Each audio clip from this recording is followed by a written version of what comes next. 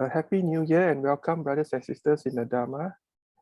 As we begin the new year, we are renewing ourselves with the new year resolution. But resolution alone are insufficient if we do not apply the right principles that contribute to our personal growth. Let us learn how to renew ourselves through cultivation of the learning habits as taught by the Buddha. Based on his advice, we can apply the principles of effective learning and development in our spiritual life. A brief introduction to our speaker today. Didi Niven is the principal consultant of People Tree Consulting, Sendiam Berhad. He is the head of programs for Advanced in Dharma Leadership Ladder under the Center for Research and Dharma Leadership Advancement, the Cradle, an initiative by the Theravada Buddhist Council. He is the founding member of iGEMS, the Buddhist music influencer. He is also a pioneer member of Subang Jaya Buddhist Association Youth Section. So let us put our hands together and welcome our speaker today. Didi Niven, the floor is yours.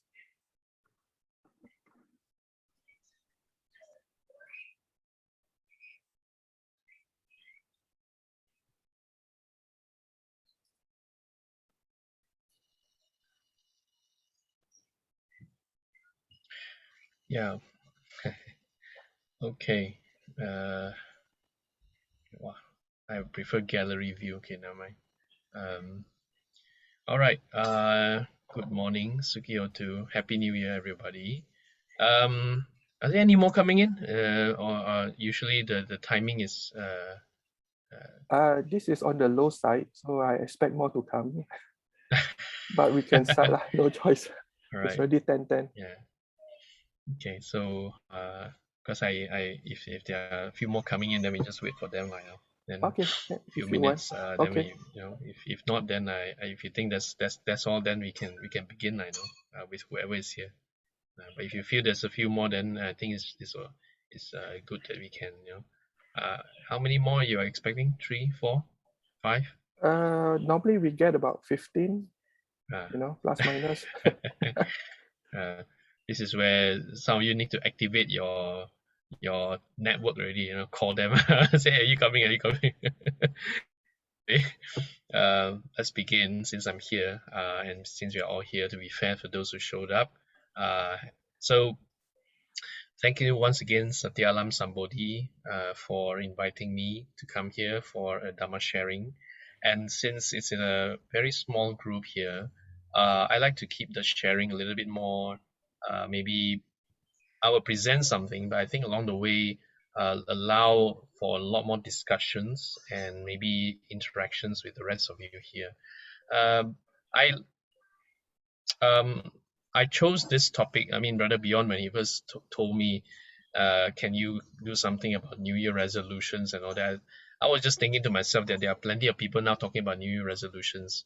And even myself, also, when I make New Year resolution, I never kept most of them. And it's going to be a very big challenge, number one. Secondly, it becomes a little bit, sometimes we overdo it, it's make New Year resolutions everywhere, but then there's no follow through. There's no particular effort and energy to keep it going and to make it going for moving forward. So what I think would be very appropriate, for us to come together on this day is to not only do a resolution. I think I'm not going to talk about that. I'm going to talk mainly about renewal and growth. What I mean by that is that we have gone through very tough time over the last 1 year, 2 years, close to 2 years already, in lockdowns, MCOs, plus the concern regarding the virus and the pandemic and many other issues that come along the way. Work arrangements have changed for those of you who are working. No longer the way you can do as before. Things have changed, and we have tried to adapt as much as we can, but we can't run away from the stress that comes with it.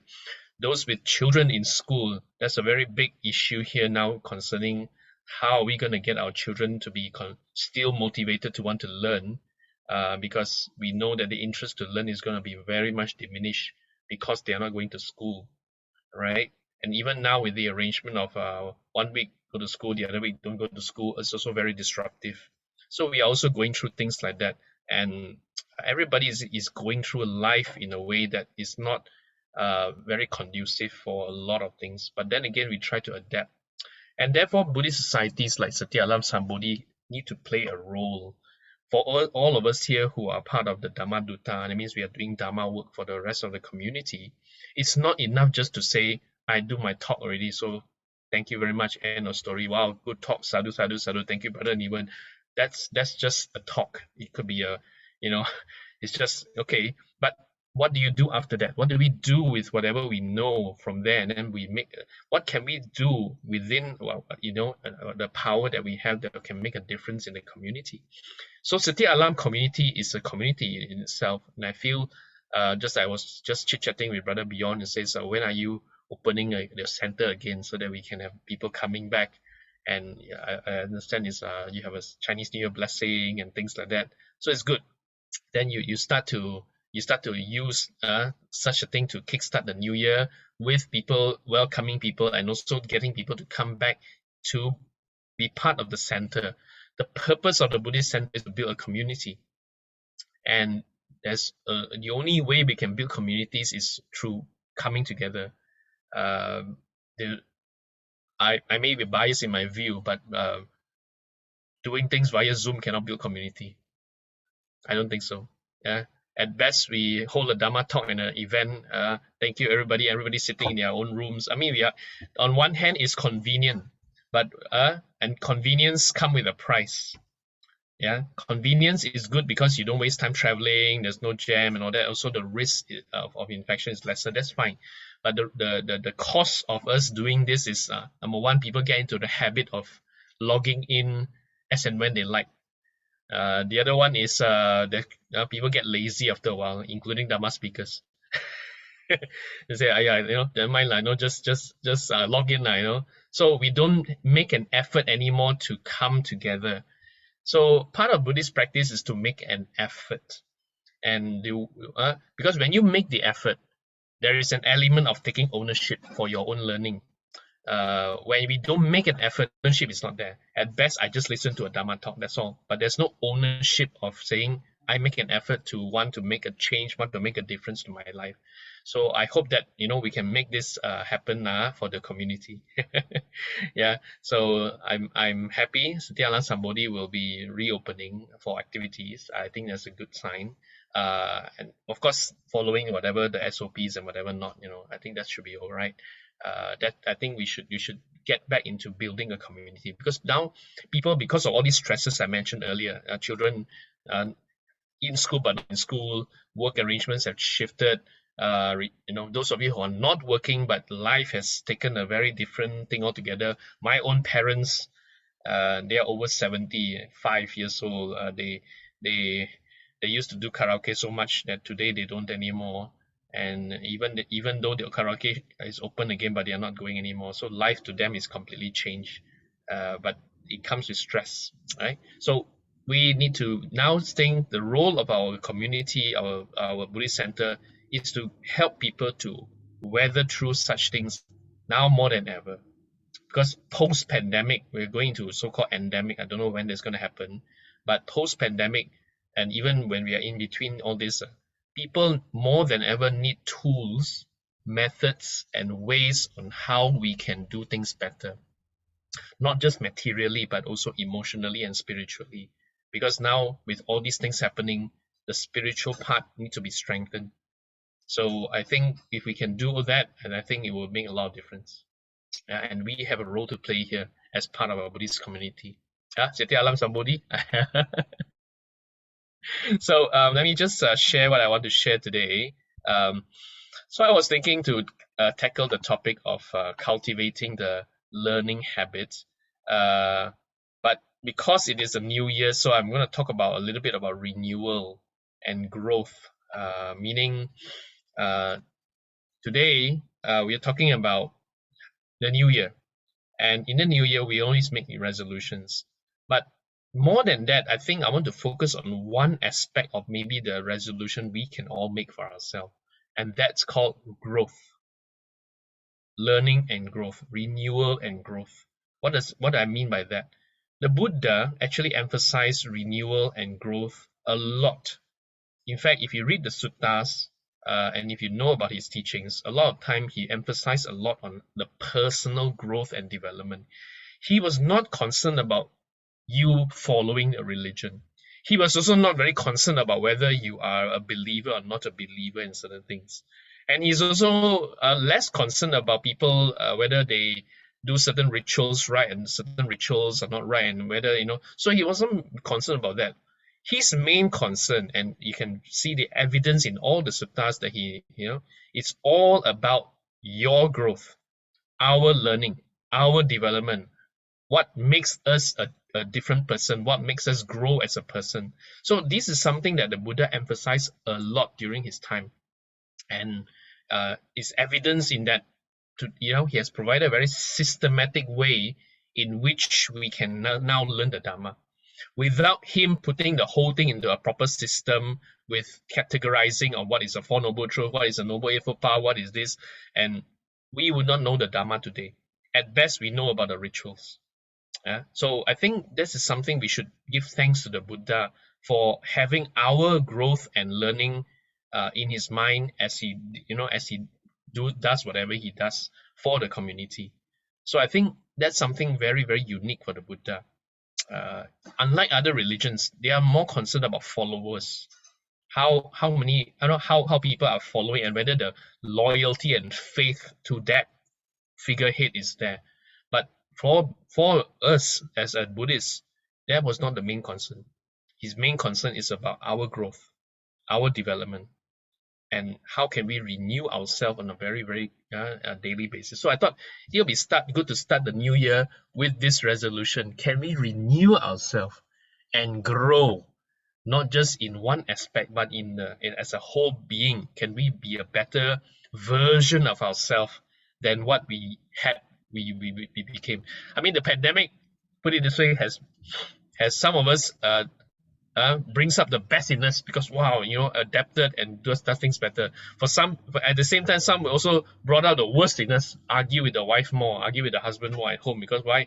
Stay at home too much lah. So the kids are with us 24 hours, and that's why the divorce rates actually went up lah.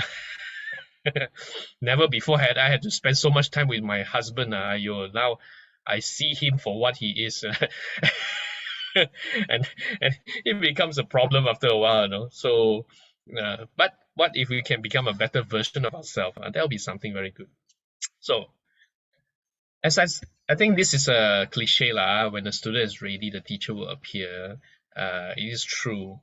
Learning and growing is a very personal thing. All learning is self-learning ultimately.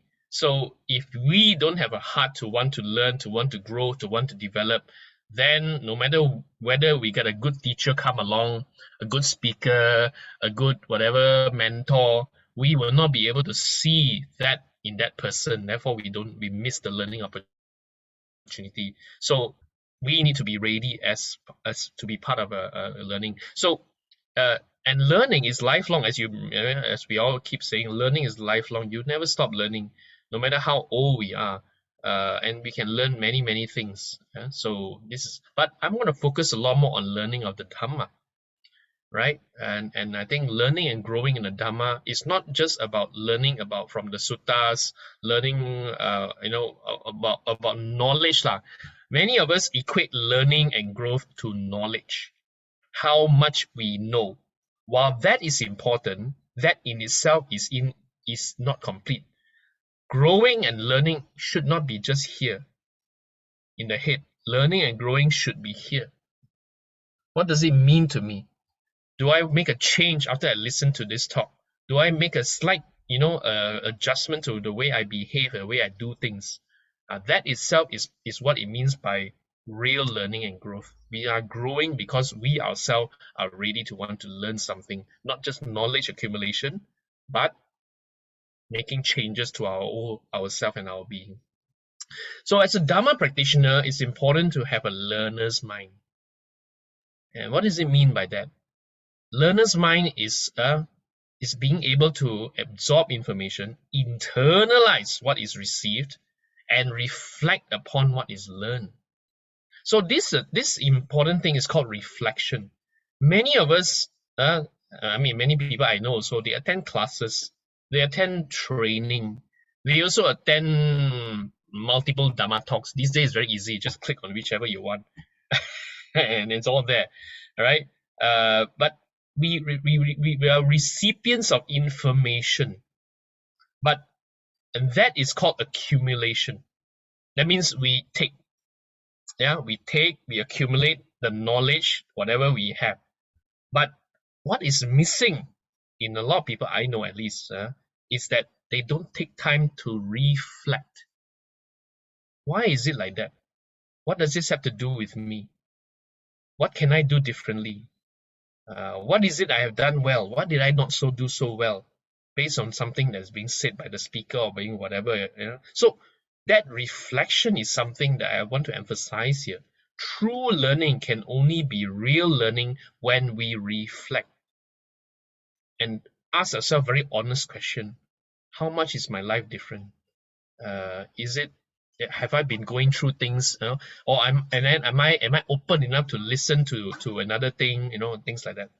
And then after reflection, if you look at this, make changes to our own attitudes and behaviors. If that doesn't take place, then we have not learned lah. That's all I can say. We have at best accumulated more knowledge. We have gotten a lot more information, but none of this makes a difference if we don't reflect and make a change to the way we behave and the way we do. And this doesn't happen overnight. It is an ongoing process of changing our habits. Yeah, that's why Dhammapada 183, Sabba Papasa Akarana Kusalasa Upasampada Sachitta Pariyoda Panna Etang Buddhana Sasanang. Etang Buddhana Desanang. Okay, so avoid evil, do good, purify the mind. That's a formula, right? What does avoid evil, do good, purify the mind means? Avoid evil is as simple as abandoning all your unskillful habits. Do good is about cultivating skillful habits. And cultivating the mind is about changing the paradigm, how we see things, how we look at things. So abandon bad habits, cultivating the good ones, wholesome ones, skillful ones, and changing the way we think and the way we look at things. That's the Buddhist path. And that can only happen if we have a learner's mind. So if we don't have a learner's mind, most of the time we just see information coming in, we just say thank you very much, sadhu, sadhu, sadhu. That's it. But there's no profound change in the way we act, in the way we behave, in the way we speak, in the way we relate to people, we relate to life. That is something that I think a learner must have. So good results of Dharma practice can only come about when one learns to be a learner. So I want to talk about that quite a bit here. Now, some of those of you know Chinese, I'm sure you know these two words here, 学问. Learning is 学问. So when you say somebody is knowledgeable or very wise, we say 他有学问. So what does 学问 mean in Chinese? Those of you who know Chinese, there's two words here, 学问. So 学, learn, 问, ask. So meaning of learning is actually asking. And many a time I find a lot of people don't ask enough questions. I can tell you this one very true for my kids. These days children don't ask questions. Why? My daughter says, yeah, we don't ask questions. True for Asian people. True for, yes, it could be our upbringing. We have been taught, can you don't talk first, let me finish. Okay. Don't try to be smart. Don't try to be smart. Don't ask so many questions. Just do it, can or not. We have been taught from young, even up to our working life, not to ask questions. But actually, ancient Chinese have told us the way to learn is to ask questions. Ask the right questions. And sometimes, and these days when they learn in school via online, you can't have opportunity to ask questions. It's a very one-way traffic thing. They just, talk on the screen, just listen. I also don't know whether they are really absorbing or not. So 学问, it's a very important aspect of practice of becoming a learner. And the Buddha also emphasized this. In the Chula Kamma Vibhanga Sutta, the smaller discourse on Kamma, on karma, and Buddha talks about karma, right? So the question asked to the Buddha, why are some people born smart? Why some people born stupid? Why some people born beautiful? Some people born ugly? Why are some people born rich? Some people born poor? And he laid out the conditions from your previous life that has contributed to the whatever you have in this life. And the main thing here is what leads to stupidity is when you do not the sutta here says, I do not visit a recluse and ask questions to the venerable. What is wholesome? What is unwholesome? What is blamable? What is blameless? What should be cultivated? What should not be cultivated? What should be done? What should not be done? So these are questions we ask to people that have the answers. And if we ask those questions, then if we don't ask those questions and we don't take the opportunity to ask those questions, in the next life, we become stupid. So some people we say very stupid this life. Why simple things you cannot understand? No, told him many times already. How come he never? That's a reason for this. Probably in the past life he never asked questions. Yeah. So if you want to be smart, please ask more questions. Right?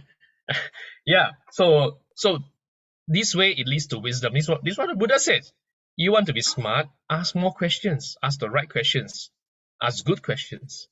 And so learning differentiates the stupid from the wise lah. That's what it means here lah.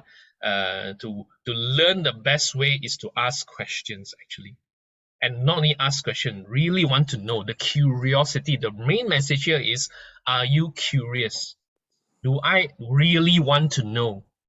Am I just there to pay lip service and say, wow, such a wonderful teaching. Oh, thank you so much. Oh, but actually I nothing to do with me, ma. It makes sense lah. So a lot of people when they listen to something, they say, yeah, it makes sense. A lot of time it does make sense one. You can't dispute the logic. But the real test of whether the person learn or not is when you can see the person whether they really look at, and then they really internalize. And then after that, they ask question, I got this situation. I went through this and all that. So I do not know what to do. So, what does the Buddha have to say about this? Because I really want to find out. This is something that makes you a better learner lah. Then somebody who asks, what's the difference between the first jhana and the second jhana? I mean, valid question, but not much of value. Because you're not there yet. Unless you are a meditation practitioner, then you have a very good ground to ask that question. What's the difference between samatha and vipassana? Why should we practice samatha? Why should we not practice vipassana? Those kind of questions, are they really something I really want to find out for myself?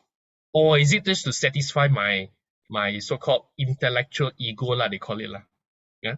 So asking question is very important. Why? Because it's for myself. It's for what you want for yourself to learn to be a better person. Right? So this is what the Buddha said about what leads to stupidity, what leads to wisdom. And according to the Buddha, of course, learning is a blessing. This is the Mangala Sutta.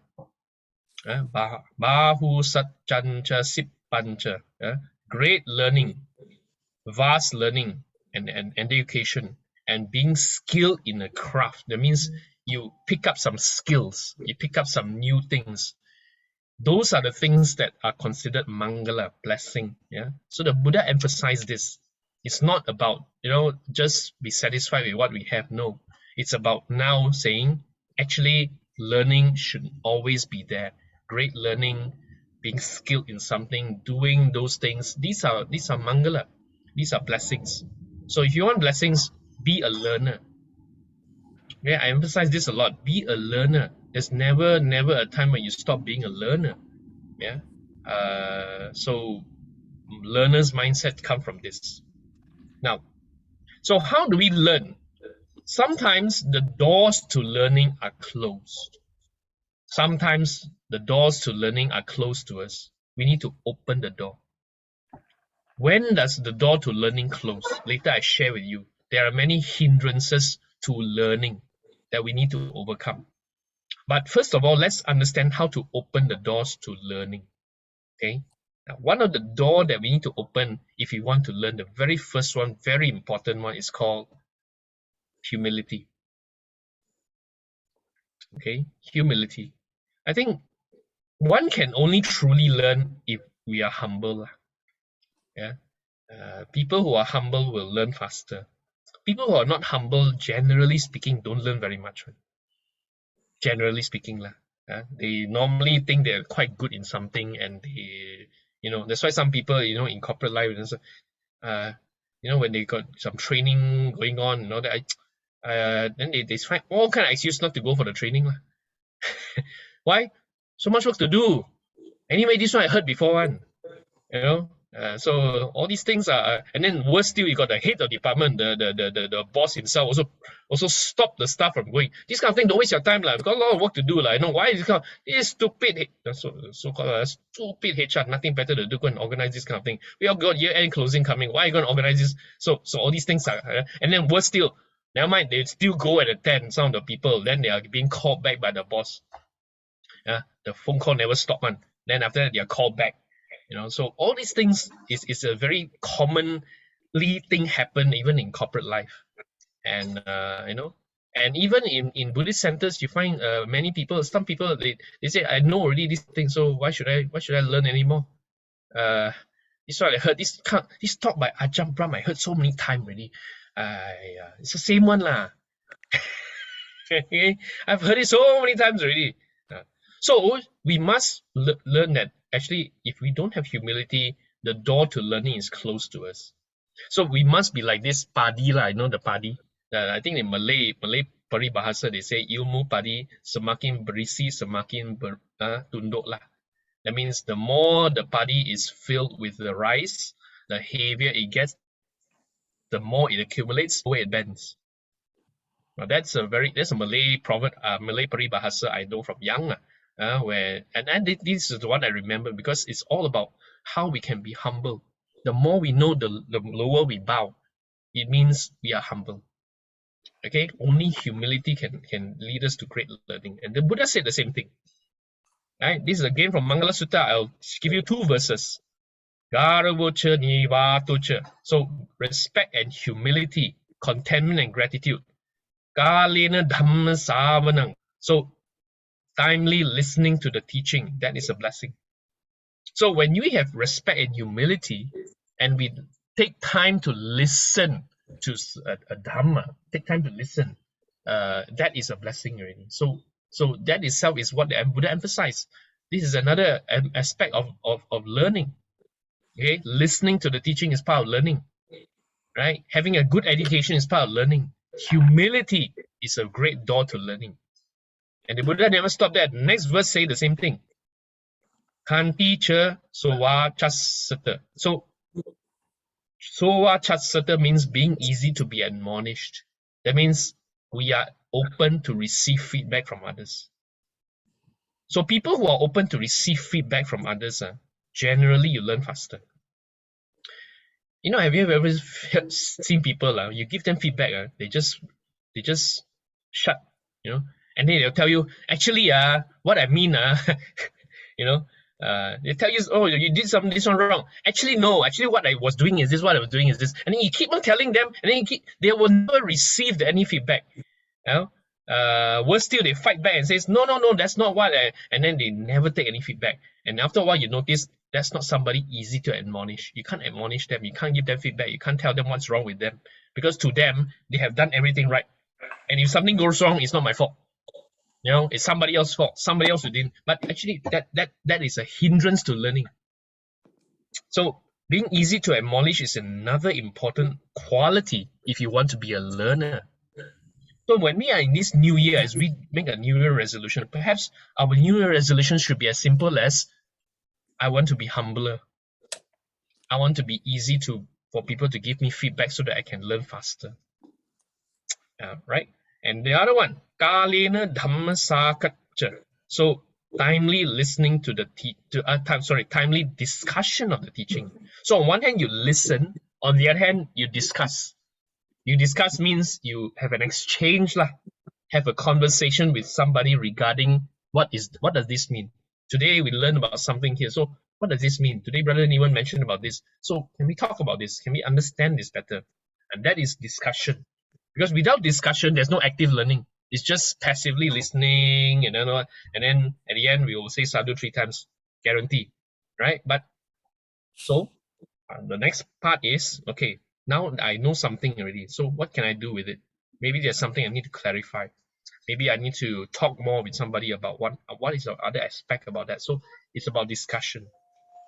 So humility opens the doors to learning. That's my point here. All right. Listening and accepting feedback is a very, very important aspect if you really seriously want to be a learner. Because if you don't listen and you don't accept people's feedback, you can't be a learner. So in the Dhammapada, as they mentioned, regard one who sees your faults as a guide to a hidden treasure. Stay close to one so wise and who corrects you when you need it. So this is a very important aspect. Many of us underestimate the power of this. When somebody sees our faults, they are like a guide to a hidden treasure. What does it mean by that? That means we may not see the thing that we know about ourselves, whether good or bad. It's called our blind spot. But when somebody is able to point us out, see what we don't see about ourselves, that is helping us to uncover our potential. Because our potentials are hidden from us most of the time. Okay? Yeah, blind spot. An analogy of blind spot is like this. Bad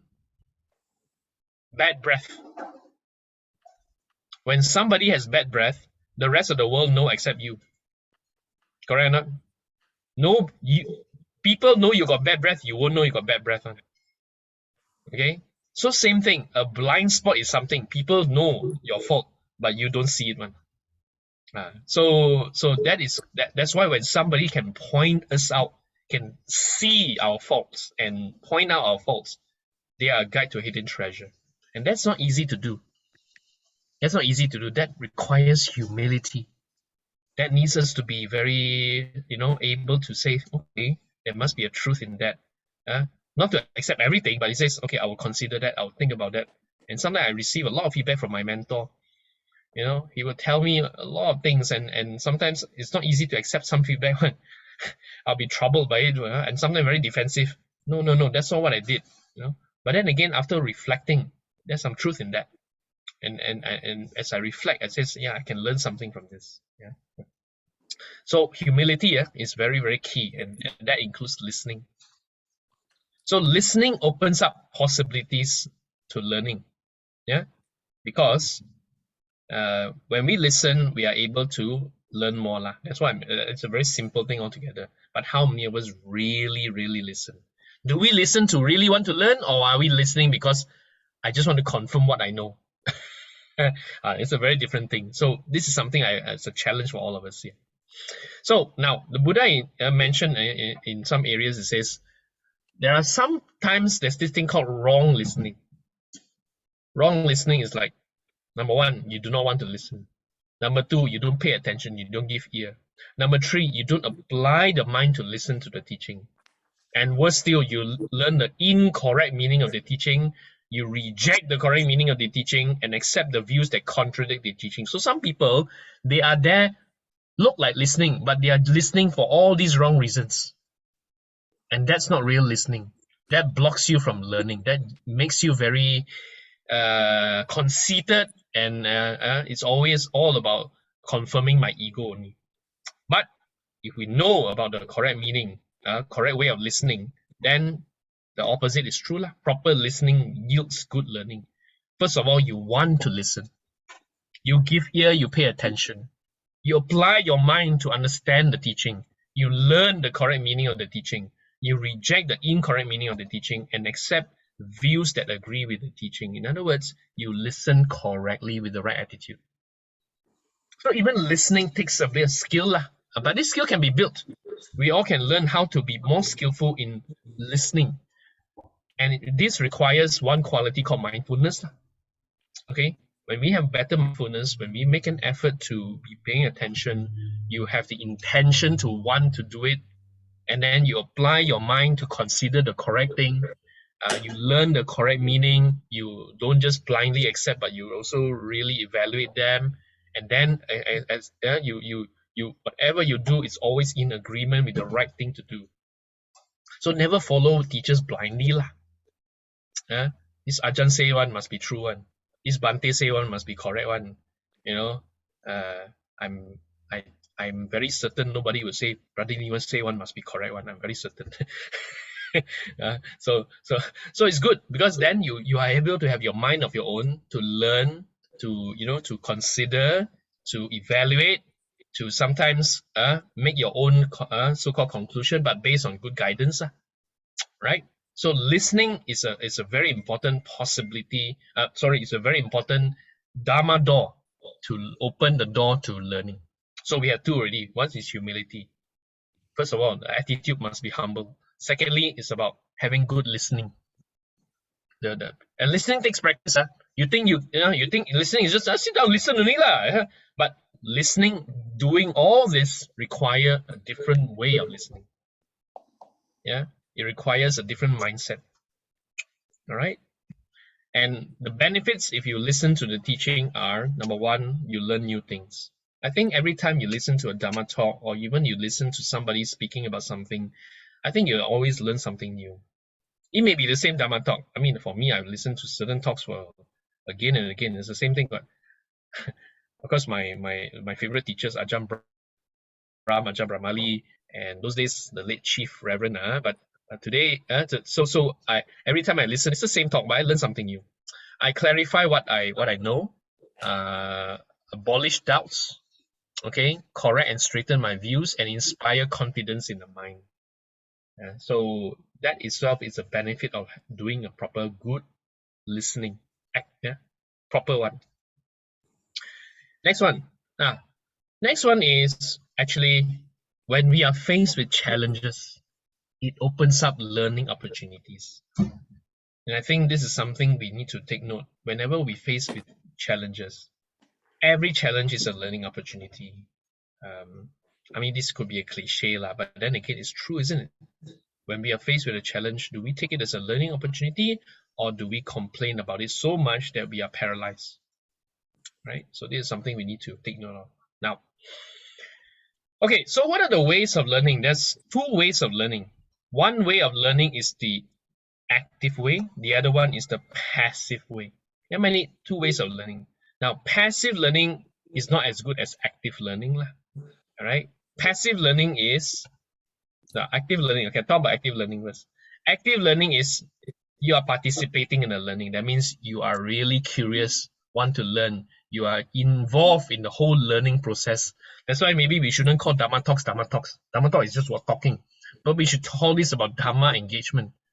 Dhamma learning engagement, Dhamma learning participation. So it's participative, you engage, you inquire, you explore, you research, you ask questions, you internalize, you reflect. This is a very active way to learn. Unfortunately, in our society, because maybe from young we have been taught to be passive rather than active. This is our conditioning. Unfortunately, we have not been conditioned to participate, to engage, to inquire. We have been conditioned to comply. Same thing. Go to Dhamma talk, also same. Comply. Everybody sit quietly. And then one person cough. So it becomes a very. Then okay. Better just So, but what if we change the paradigm and says, can we be more participative, engage? Of course, not to go and what do you call, interrupt lah. That's disruptive already. But participate in the learning. You inquire, you explore.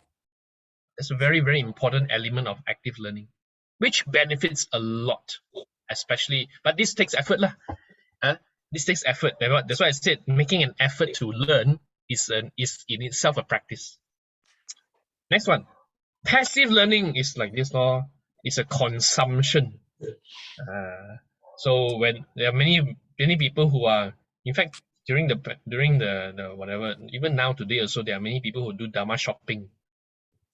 We do hopping, one Dharma talk after another. In fact, if you look at today, because we're at home, we're not going to the centers. Everybody is putting everything online, which is good. I mean, there's a lot of options. The problem is they're all content, and how much of these are making a change in you as a person. Yes, I chase one talk after another. I do one after another, and there are plenty. There are plenty.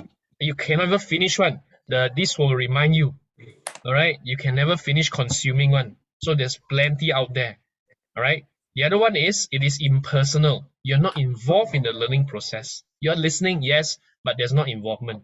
You just passively listen. You don't ask questions and don't internalize. And more importantly, some people, they don't reflect. And it's very important because the Buddha, ironically, the Buddha emphasized reflection.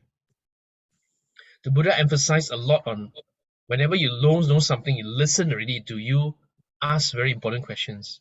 What does it mean to me? What does it mean to me in my life? What do I have to do differently? And this is something I think that is being emphasized so much, but very few people actually make that. So we need to take note of that and ask ourselves a very important question. If I read a Dharma book, for example, do I reflect? Do I internalize? Do I make it into mine? And it's my learning. All right. So things for you to think about. So what are the hindrances to learning? So what do you think? What can hinder us from learning? Yeah, Ego. any ego? Yeah, definitely. It's an ego. What else?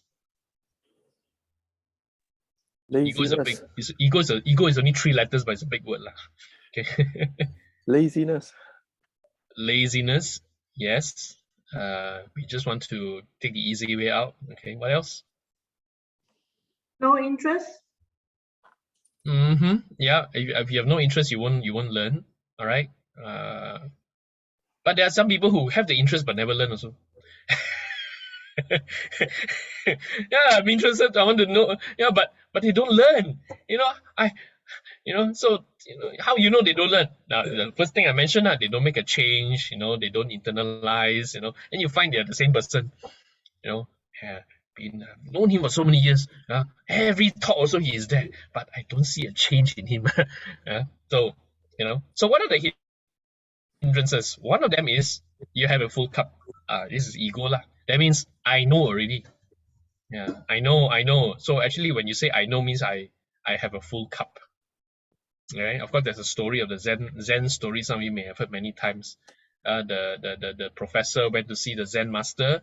Went to see the master, and he wanted to talk about this very important thing, and he was talking, and the master just poured the tea into the cup, and the tea was overflowing, and the professor said, "Hey, the cup is full, man.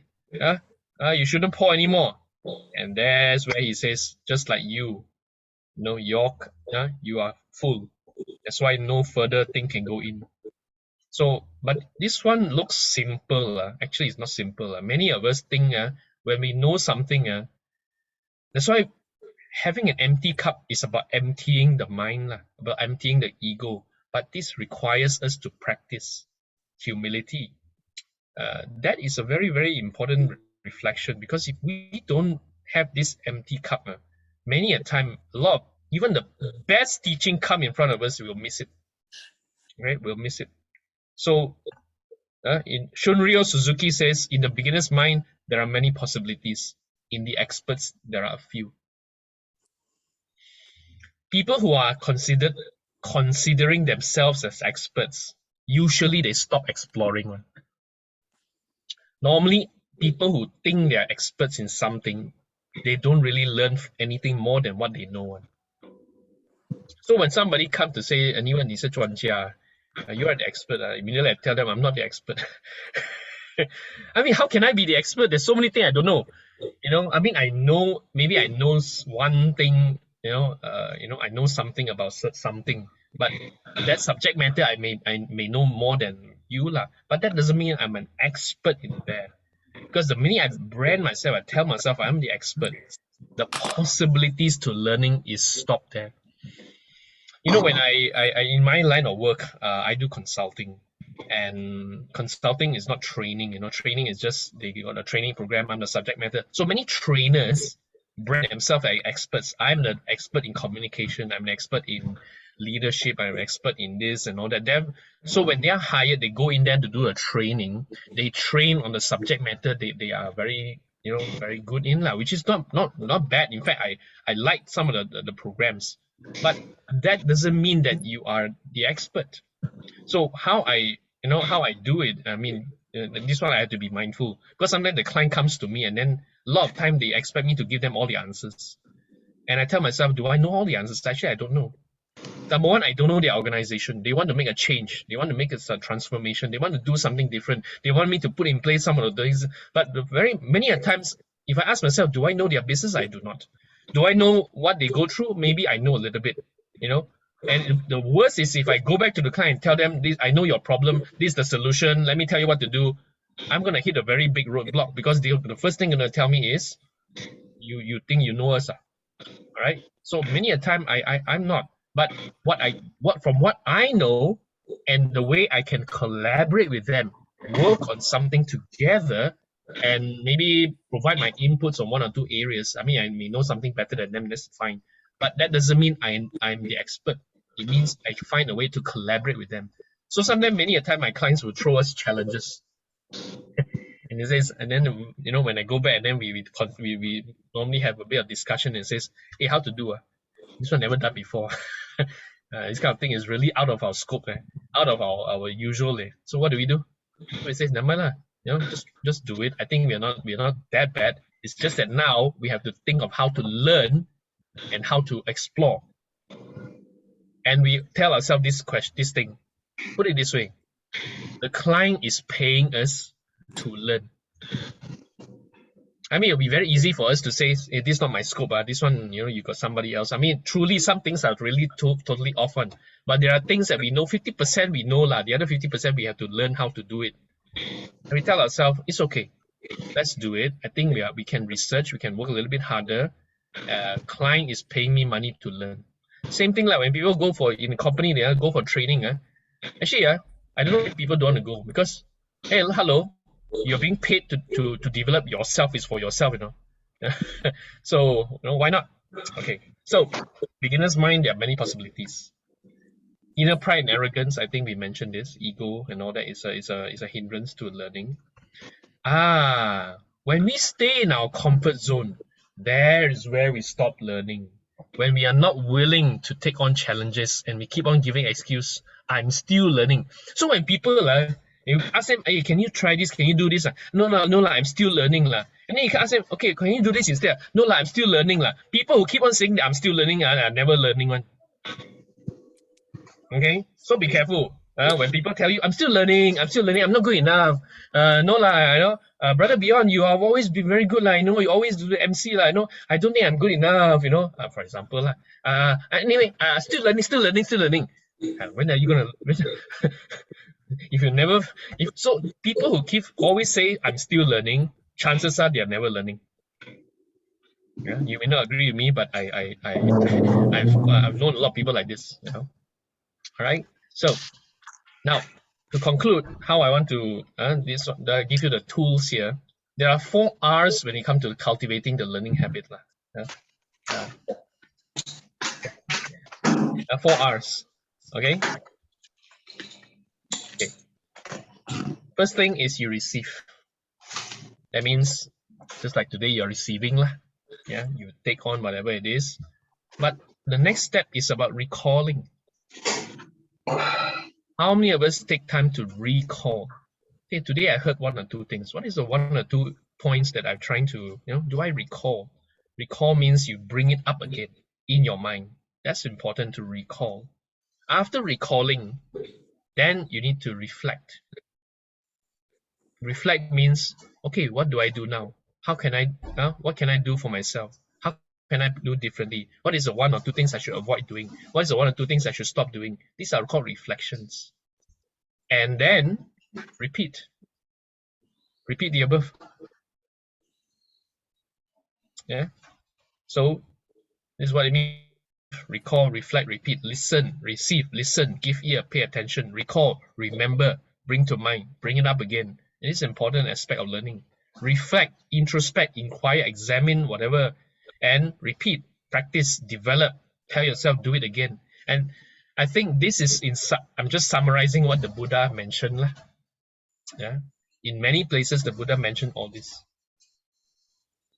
And so the verse that says in the Changi Sutta, the final arrival at truth, Bharadvaja is one of the Brahmins, lies in the repetition, development, and cultivation of those same things.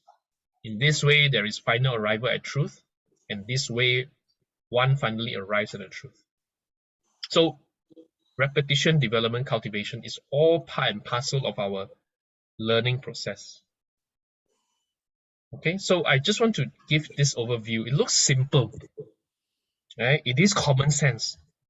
But then again, what Buddha has always talked about is always common sense. But why does he spend so much time telling us the thing that is all common sense? Because he recognizes common sense is not common.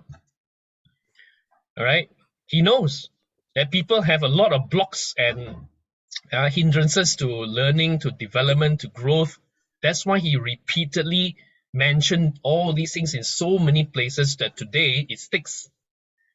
And for us, I think as practitioners, I think this is something to take heart. Because if we do not cultivate this habit of learning, whatever New Year resolution we make, I can bet you 2 weeks at the most.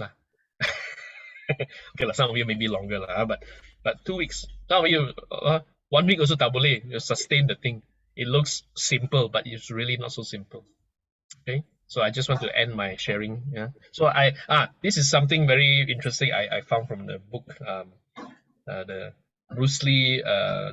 Bruce Lee wrote many things apparently in his life, and his daughter now, Shannon Lee, actually came out with this book called "Be Water, My Friend," which is one of the quote often used by "Be Water, My Friend" is a Bruce Lee quote. But here, I think here is where Bruce Lee mentions this very interesting. He says, learning is discovery, the discovery of the cause of our ignorance. It is discovering what is there in us. When we discover, we are uncovering our own abilities, our own eyes, in order to find our potential, to see what is going on, to discover how to enlarge our lives, and to find means at our disposal to help us cope and grow. Beautiful. I mean, Bruce Lee doesn't. He's not. I mean, he's a martial artist, but these are his thoughts, and I think it summarizes what I'm trying to say here. It's about discovery, discovering what is the cause of my own ignorance. In the case of being a Buddhist, is discovering the cause of my suffering, discovering the cause of dukkha, and therefore I can find a way to end what is dukkha, to uncover those abilities, the thing that is in us. Remember, blind spots that I don't see in me. Somebody points it out, I can uncover those things. Then the potential is there. Then we can enlarge our lives and we can cope, we can grow and develop. We can be a better version of ourselves. And that's what the Buddhist path is all about. Becoming the better version of ourselves. Right? So that's what I want to share. Thank you very much.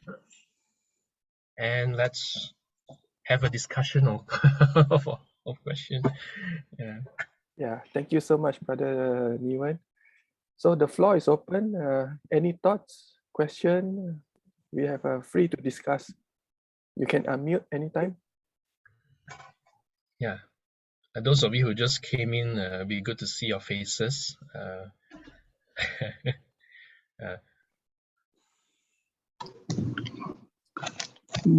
Brother Wern.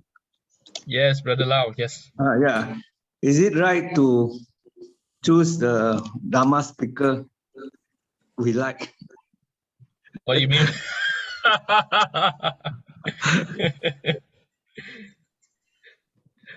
Well, put it this way, there are some speakers we prefer to listen to their talk. It's okay. I mean, every one of us have our preference. Some speaker we don't really like, so but then again, there are times where I purposely, I mean this for myself, I will purposely listen to a talk from somebody that I don't really know. Why? Because I feel that if I were to limit my learning only to certain people, I may not be open to many other possibilities of learning. So yes, it may be painful to listen to a talk that is not your liking. Uh, for example, he's talking about something, the views are contradicting one, I have a different idea. But then again, nothing stopped us from learning another aspect from this speaker. So it's okay, but you may have your preference. It's okay to choose maybe spending more time to listen to your favorite speaker and less time with the other speaker. But that doesn't stop us from maybe exploring with somebody else. Just like in school, we have our favorite teacher. Yeah, but that doesn't mean the other teacher is no good. It just means I don't click only. So while we have our favorite, I think it's fine. I do have my favorites, but then again, it's always good to keep an open mind. Sometimes maybe just go along with one or two of the speakers and just see what they have to say, not with a skeptical mind, but with a learner's mind. That means I genuinely want to know, okay, what is it? What is your point of view? How do you see this? How do you view this, and so on? And that would be very good.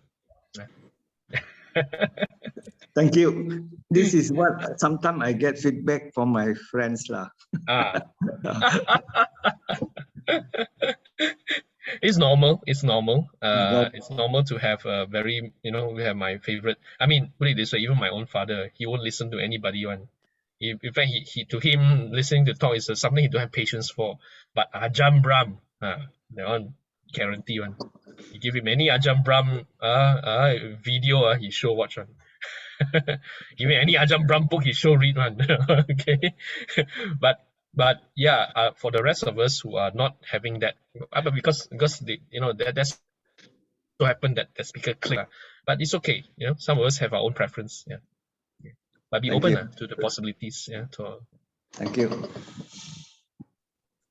Thank you, Brother Lo. Anyone else who wants to say something?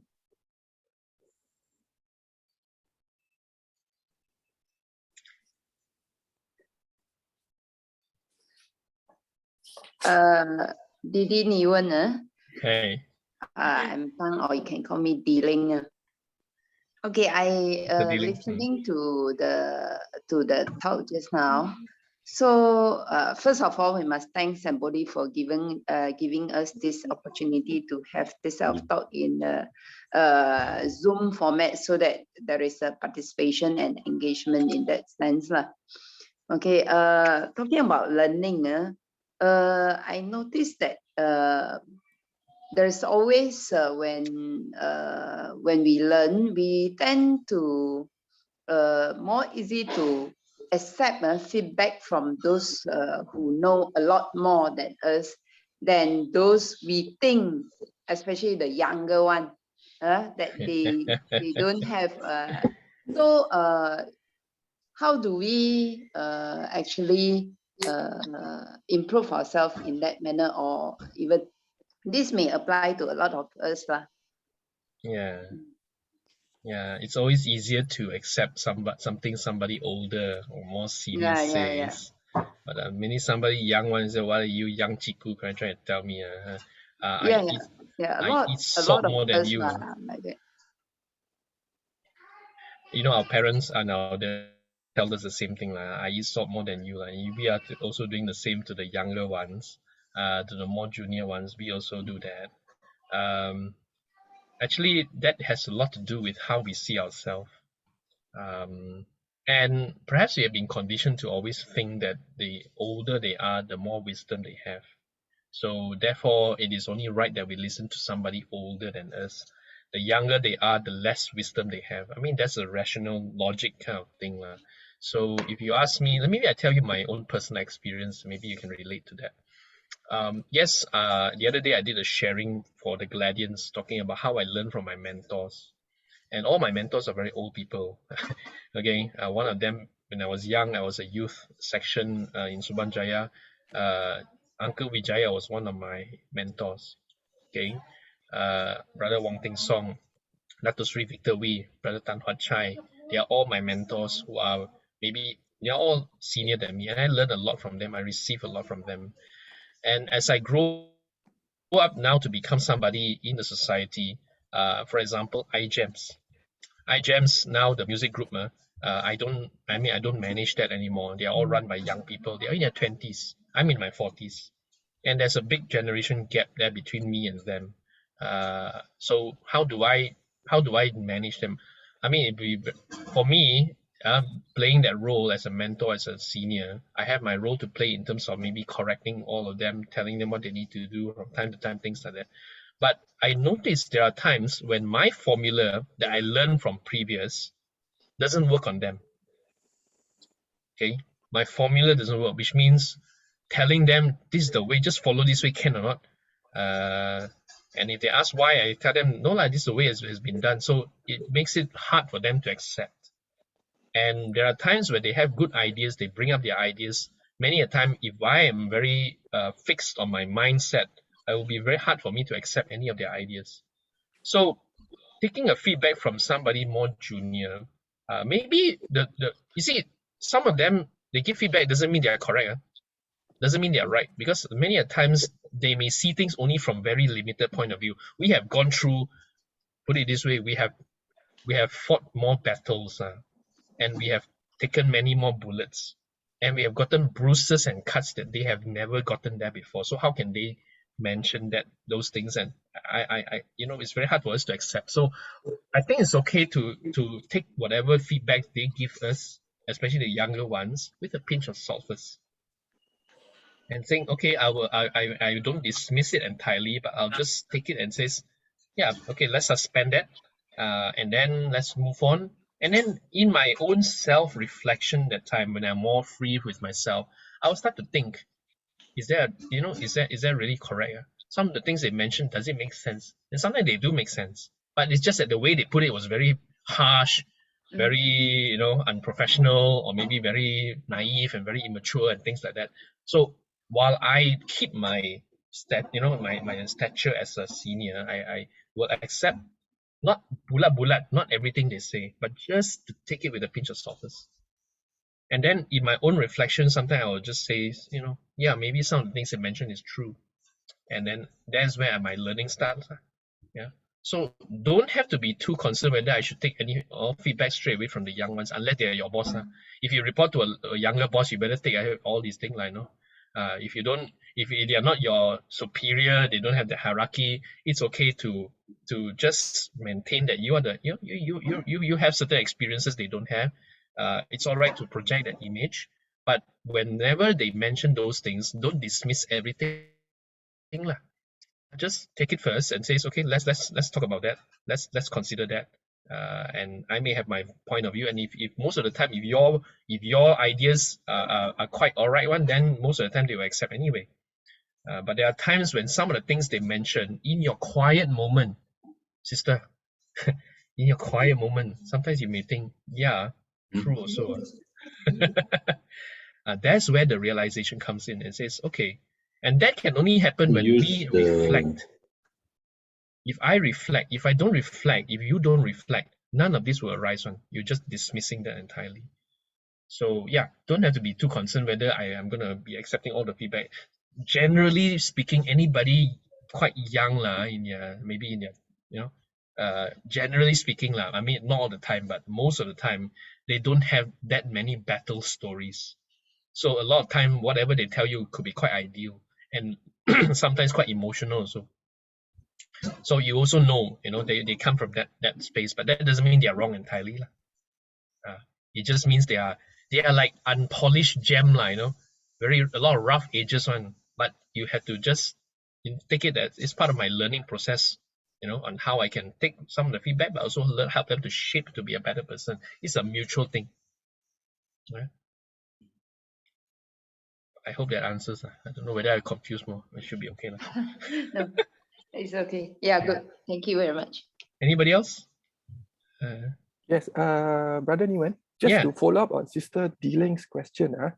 I noticed you also have kids on your own, right? I have. Yeah. So how do you make your kids to listen and to learn especially teenagers, who sometimes they have this kind of mental block. Yeah. How do you open I up? struggle with it, so I don't have an answer. And sometimes the worst people to mentor your children are your own self. So sometimes being a parent is very hard for to be a mentor, because we have our own expectations on our children. So sometimes it's hard for us to sometimes play that role as a somebody who can, at best we can correct their behavior to make them comply with certain things and maybe help them to learn one or two things along the way. That's fine. But many a time, if you have teens, those of you who have teens, maybe this one should talk to some of you who have gone through that phase. I'm still in the phase, so it's a little bit hard for me to tell you what is right and wrong. Those I can tell you for sure that I struggle, yeah, and it's not an easy journey to take, especially with teenagers who are going through a very turbulent part of their life. Many a time I thought I was making sense, but actually it doesn't make sense to him. Yeah, especially if they are about 14, 15, 16 years old, you think it makes sense. In your mind, very clear. But when you mention actually to them, you're just judging me. You're just, yeah. So it's very hard. So and of course some of us learn to be much more, you learn how to accommodate to the children. That's fine. I think on one aspect we also need to learn how to engage with the children. That's a different art altogether. These days engagement with the children become very tough because they have access to many more things that we didn't have access when we were young. Put it this way, do they need to come to me for information? Do they need to come to me for guiding them how to do one or two things? Do they need to learn skills from me? We are no longer the center for which they come to get all these things. They get all their satisfaction and whatever they know, whatever they want to know from elsewhere, and is easily accessible. Even entertainment. So parenting today is no longer the same as before. All right, but of course I'm still very traditional. I know there's certain things I insist, having a meal together, I don't care, you don't like, but we're gonna do this together, So this is something I can do to comply, but it's a very different thing. Okay, the answer to that is I maybe somebody else here can provide some insights, but I can only say one thing: I'm still learning, and I think I'm still learning how to deal with the situation. It's never gonna be easy, but at the same time, the only thing I can say for sure is, you may not be the best in terms of mentoring your children or whatever that you want from them, but one thing is for sure.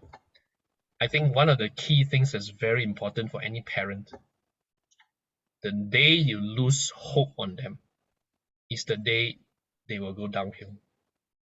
So many a times I have to tell myself, no matter how difficult, no matter how immature so-called my children are, whatever it is in my mind, I have to tell myself, never lose hope. And never give the impression that you lose hope on them. Always give them the impression that you are still believing in them, even though it's very, very tough to do so. And that's the only thing I can say. Other than that, yeah, sorry, Brother Beyond, I'm a learner here. I think we are in the same boat. Yeah. Thank you, and thank you so much. Yeah. Okay, anyone else? Any opinions?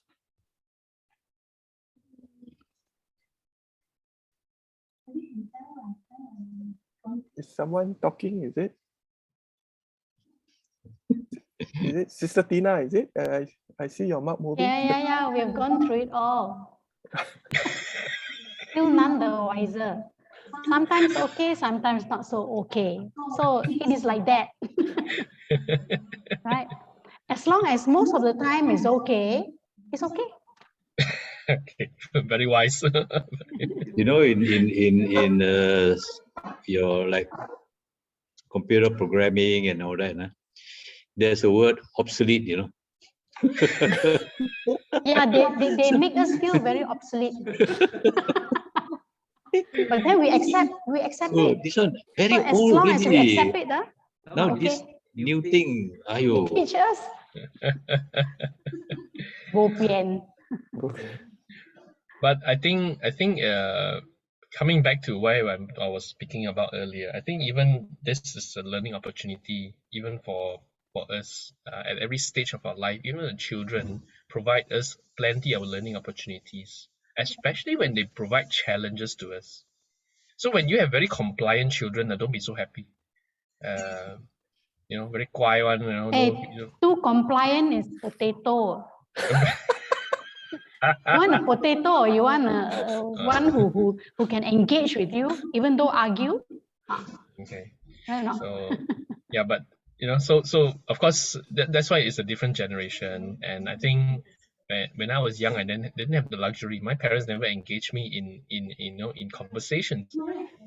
So to me, engaging with my own father in a conversation is a very alien thing. I had to force myself to do it. Because it's never been part of my upbringing. I was brought up in an environment where my father, he doesn't have that much of time to engage in conversation. Many a time it's instruction. So we bring this to the children today.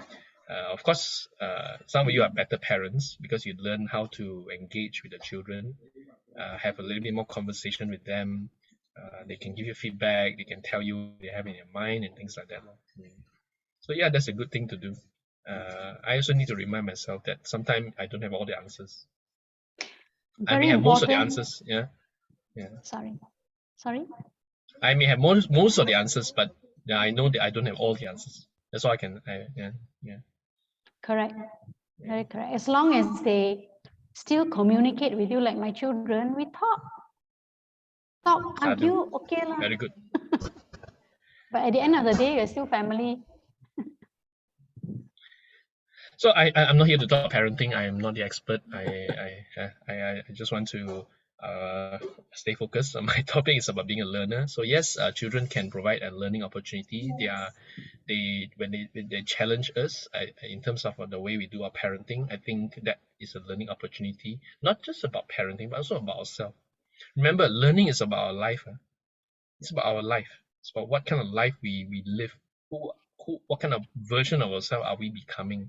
I think that's important to always come back to that, Yeah.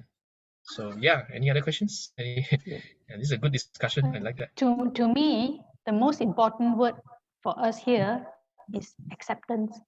Whatever it is, acceptance. Okay. Good. Okay, any other questions from the floors? Thank you, brother Dewan. I concur with you what you have said just now. True, yeah.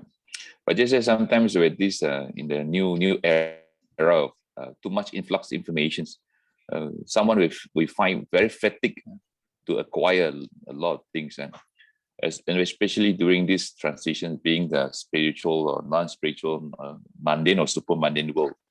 There are too much of things that you flooded in there. One person sometimes cannot handle. Yeah. Yeah, we have to constantly do a lot of reflections. Yeah, today we are fatigued because we are having too much information, too many things going on. Even in Buddhist circles, we have so much of content, and not a bad thing. I think it's a good thing. We have access to those content. But I think if we are always consuming alone and not reflecting, not recalling, not taking time to ask ourselves important questions on what can we do differently, then that consumption itself will lead to ruin, because it means we are just chasing after knowledge and whatever other things already. We are not finding ways on how we can better ourselves. So what I think we can do, and it's another thing that we can talk about here, maybe another time, is about prioritizing. What are really important ones that we need to set aside time and do those things first. Any other things come, they are not to say they're not good, but they are just not as important as compared to what I need to do here. So part of the learning habit is actually to be what they call know how to prioritize. So you can't possibly learn everything in the world, but we can prioritize the very essential ones that we possibly need to learn. And more important is reflection. So what if we know so many things, but if we don't reflect on that? Just like yesterday, I don't know if any of you joined the Sutta workshop by Reverend Ayasma Arya Damika. It was supposed to be a small workshop for the Gladians. We are supposed to be maybe 30, 40 people. Then Bante insists, no, we need to open for everybody. Ended up the number ballooned to 135. Sutta study, 130 over people, which kind of crazy lah. But anyway, they made it work lah, you know. But the point I'm trying to make is that how much of us who are in that Sutta study, after going through it with Bante, take the time, take the Sutta and reflect? Or are we just very, very good in saying this Sutta, they say this, okay, very good, you know, I agree with this, I agree with that. So many of us are always agreeing.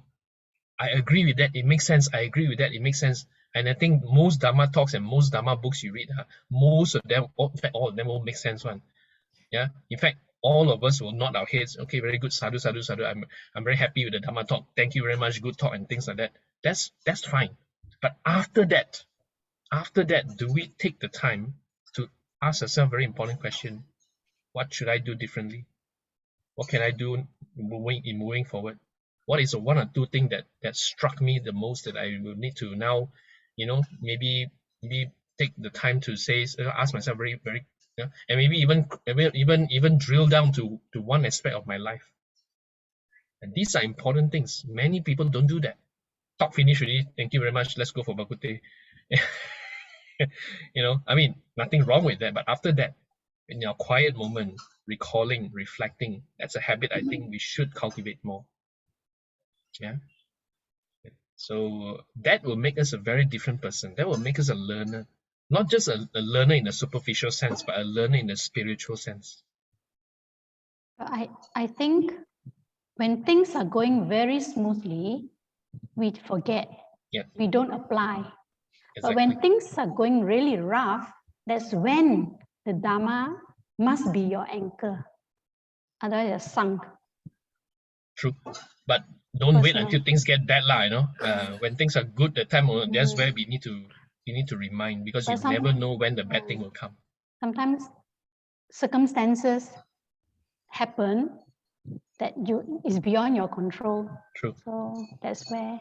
But if we have not spent time reflecting beforehand, when the bad thing come, we can't cope because we have not upgraded our app lah. Okay, it cannot cope. Yeah, our engine here has not upgraded. That's why we can't cope with the new technology. Yeah. So when changes come, are we ready? I think readiness needs to come because even when we are, especially when we are not experiencing anything too adverse, when we are going through very good times, that's the best time.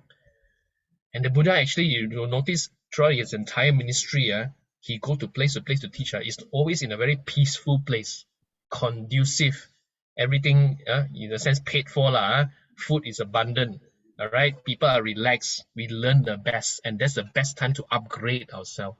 You can never upgrade yourself when the conditions are too harsh. But when you have upgraded, when you have done that, when the harsh conditions arise, you know what to do.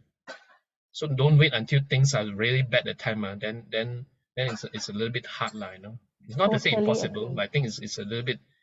By the time sometimes it's a bit too late, you know. So totally agree. Okay. Good. Maybe one or two more, then we can. Yeah.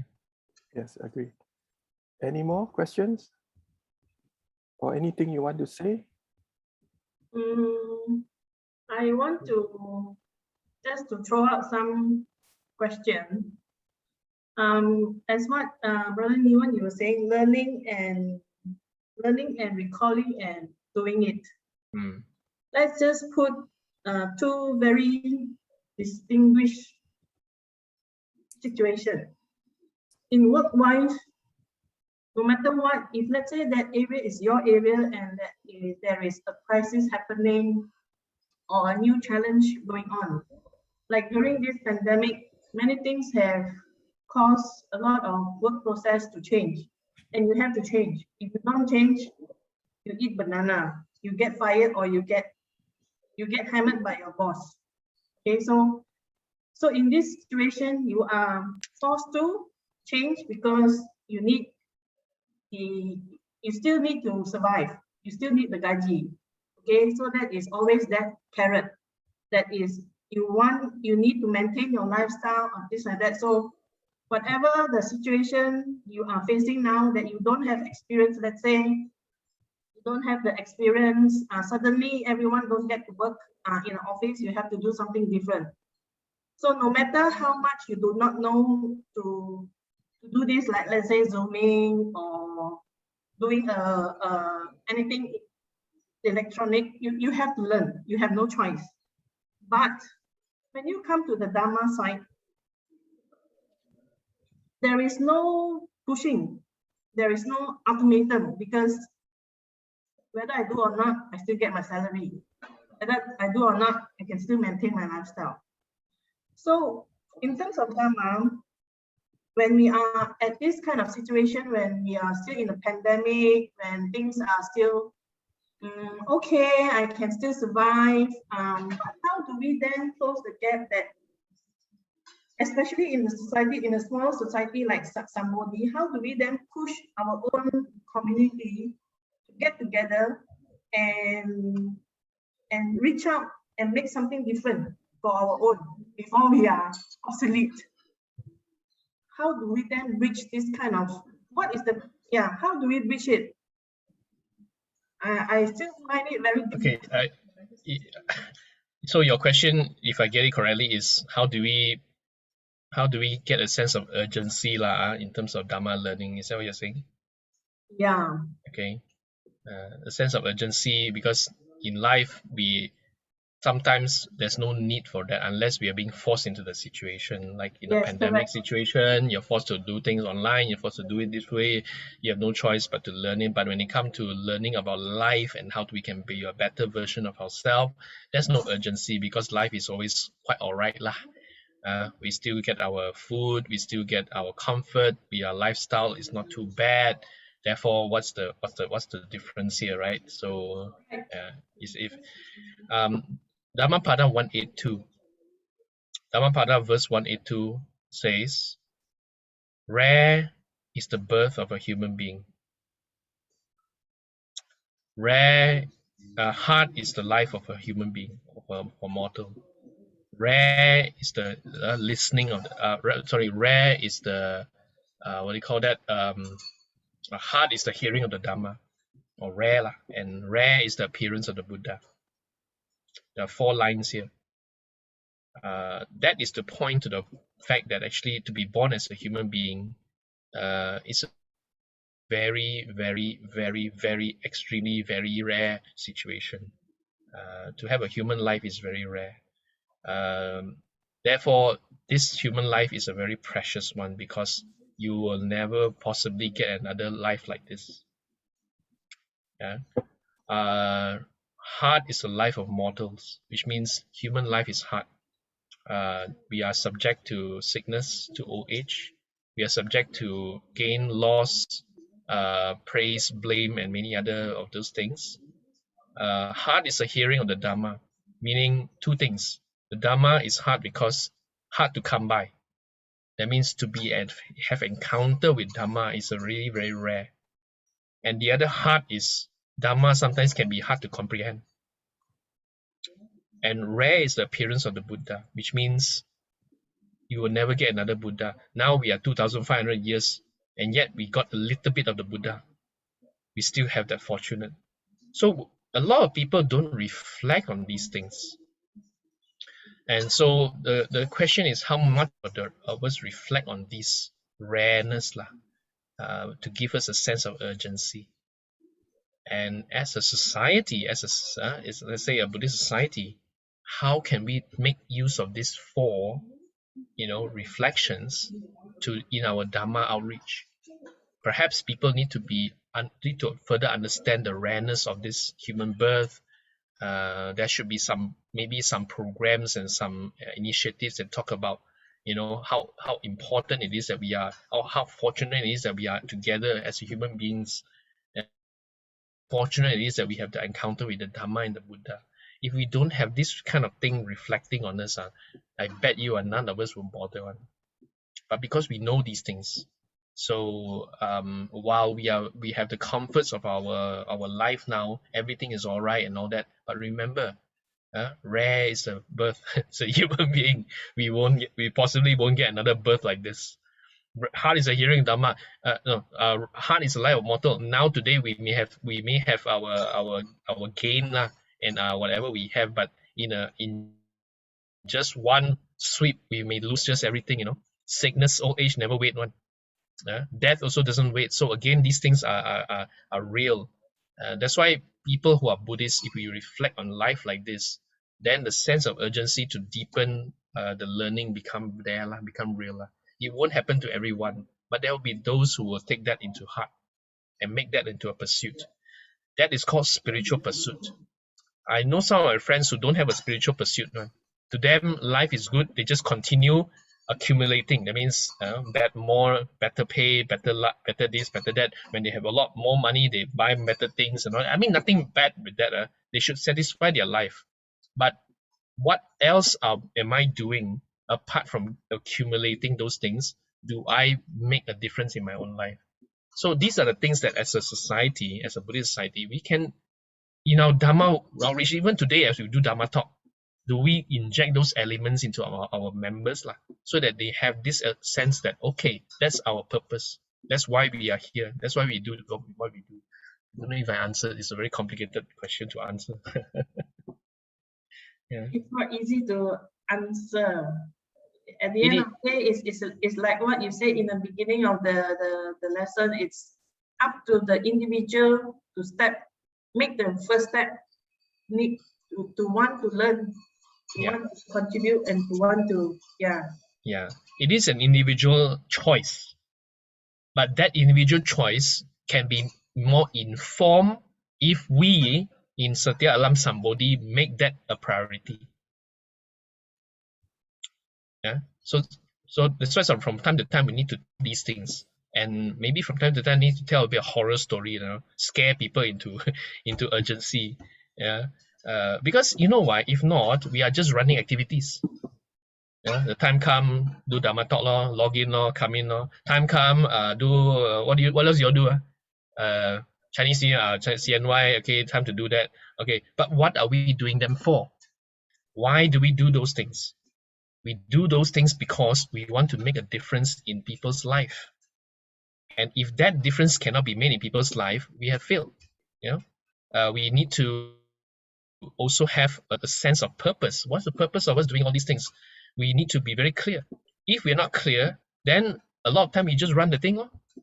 Time comes, Dharma talk, thank you very much. But what's the purpose of us doing so? Today we are in this Dharma discussion because we know rare is a birth as a human being.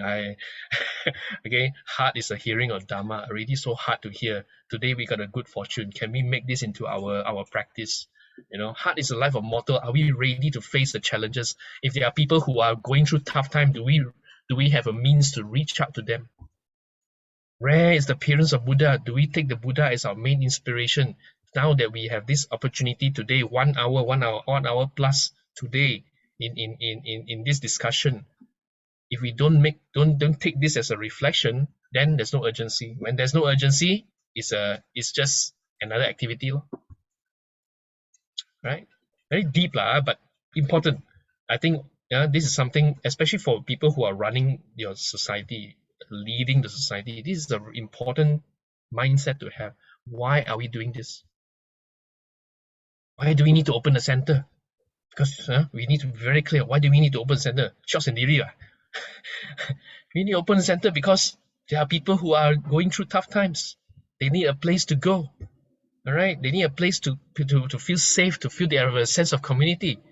And I tell you one thing, if they don't get this from your society, some of them are borderline Buddhists they're sitting on the fence on a borderline Buddhist. What they'll do, they'll tip to the other side, go and join the church, because churches are all open, most of them.